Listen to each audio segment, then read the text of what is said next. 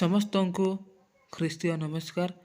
ଆସନ୍ତୁ ଆମ୍ଭେମାନେ ଈଶ୍ୱରଙ୍କ ଜୀବନ୍ତ ବାକ୍ୟରୁ ସେହି ସତ୍ୟତା ଆମ୍ଭେମାନେ ଜାଣିବା।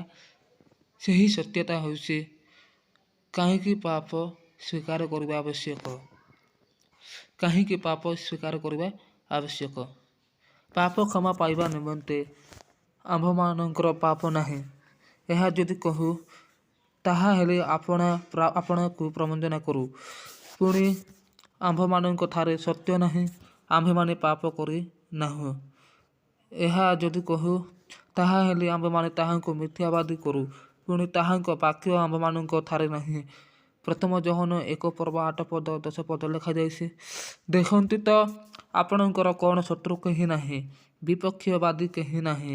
ନିଶ୍ଚୟ କେହି ନା କେହି ଆପଣଙ୍କ ପରିବାରରେ ବା ପଡ଼ୋଶୀରେ ବା ସମ୍ପର୍କୀୟମାନଙ୍କ ମଧ୍ୟରେ ଆପଣଙ୍କ ବିପକ୍ଷକାରୀମାନେ ଥିବେ। ସେମାନଙ୍କ ପ୍ରତି ଆପଣଙ୍କ ମନୋଭାବ କ'ଣ? ଆପଣଙ୍କର କାହା ପ୍ରତି ବିତୃଷ୍ଣା ଓ ତିକ୍ତତା ମନୋଭାବ, କ୍ରୋଧ ବା ଦ୍ୱେଷଭାବ ଅଛି କି? ଆପଣ କ'ଣ କାହାକୁ ଘୃଣା ମନୋଭାବରେ ଦେଖନ୍ତି କି? କାହାକୁ ତୁଚ୍ଛ ଓ ନୀଚ ବୋଲି ଭାବନ୍ତି କି? ବାକ୍ୟରେ ଲେଖାଯାଏ ଯେ ଆପଣା ଭାଇକୁ ଅର୍ଥାତ୍ ଯେକୌଣସି ବ୍ୟକ୍ତିଙ୍କୁ ଘୃଣା କରେ ସେ ତ ନରଘାତକ। ଆଉ ନରଘାତକ ଠାରେ ଯେ ଅନନ୍ତ ଜୀବନ ନଥାଏ, ଏହା ତୁମ୍ଭେମାନେ ଜାଣ। ପ୍ରଥମ ଯୋହନ 3:15 ଈଶ୍ୱରଙ୍କୁ ପ୍ରେମ କରୁଅଛି ବୋଲି କହି ଯଦି ଆପଣା ଭାଇକୁ ଘୃଣା କରେ, ତାହାହେଲେ ସେ ମିଥ୍ୟାବାଦୀ। ଏଣୁ ଯେଉଁ ଭାଇକୁ ଦେଖୁଅଛି ଯଦି ତାହାଙ୍କୁ ପ୍ରେମ କରିପାରେ ନାହିଁ, ତେବେ ସେ କି ପ୍ରକାର ଅଦୃଶ୍ୟ ଈଶ୍ୱରଙ୍କୁ ପ୍ରେମ କରିପାରେ। ଯେ କେହି ଯୀଶୁଙ୍କୁ ଖ୍ରୀଷ୍ଟ ବୋଲି ବିଶ୍ୱାସ କରେ, ସେ ଈଶ୍ୱରଙ୍କ ଠାରୁ ଜାତ।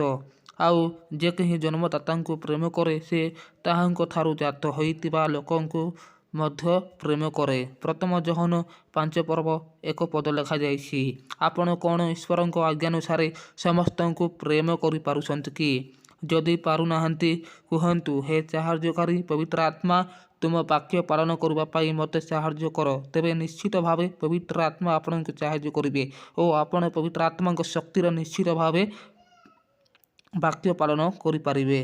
ଦ୍ୱିତୀୟ ହେଉଛି ଅଭିଶାପରୁ ମୁକ୍ତ ହେବା ନିମନ୍ତେ। ଅଭିଶାପରୁ ମୁକ୍ତ ହେବା ନିମନ୍ତେ ସବୁ ପାପ ସ୍ୱୀକାର କରିବାକୁ ପଡ଼ିବ।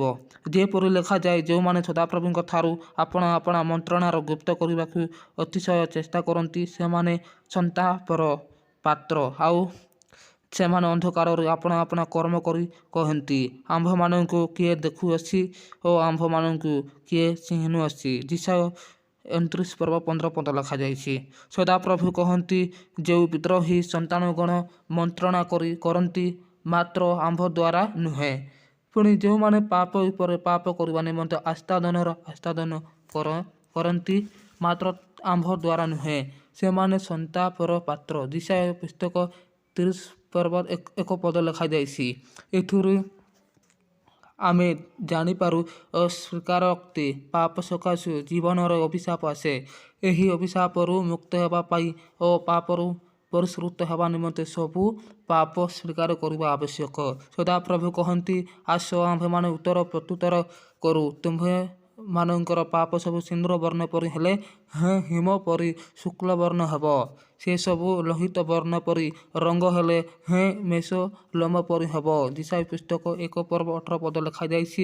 ତୃତୀୟ ହେଉଛି ପରିଷ୍କୃତ ହେବା ନିମନ୍ତେ। ପରିଷ୍କୃତ ହେବା ନିମନ୍ତେ, ପାପରୁ ପରିଷ୍କୃତ ହେବା ନିମନ୍ତେ ଈଶ୍ୱରଙ୍କ ନିକଟରେ ପାପ ସ୍ୱୀକାର ଆବଶ୍ୟକ।